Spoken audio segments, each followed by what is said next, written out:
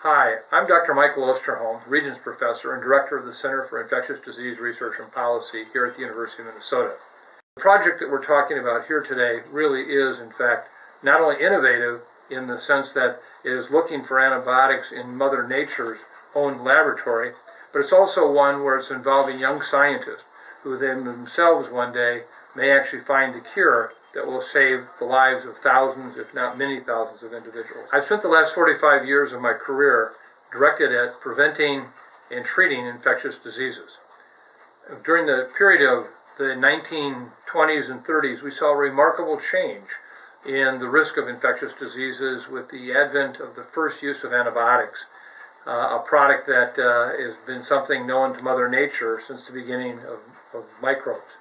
What happens with microbes today is that they also are still being effectively treated with antibiotics, but ever so often we are now seeing what we call drug resistance, or where in fact the particular antibiotic is not effective against the microbe because it is mutated or changed genetically so that the antibiotic doesn't work.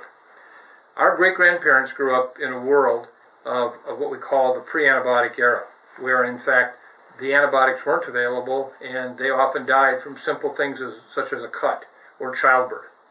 We surely changed that a lot in the 1950s, 60s, 70s, into the 80s.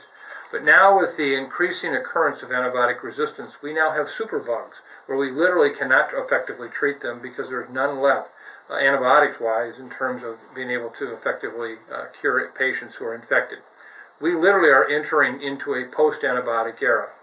One of the ways that we can surely slow that down is to find new and better antibiotics that are able to take on those drug-resistant antibiotics. Not the perfect answer because microbial evolution and the continued mutation of microbes will always be a problem for us, but it would sure make a big difference if we could find new antibiotics. So what we're really interested in today is how do you go discover these new antibiotics or chemicals that can effectively treat bacteria, parasites, etc. And the project that we're talking about here today really is, in fact, not only innovative in the sense that it is looking for antibiotics in Mother Nature's own laboratory, but it's also one where it's involving young scientists who then themselves one day may actually find the cure that will save the lives of thousands, if not many thousands of individuals.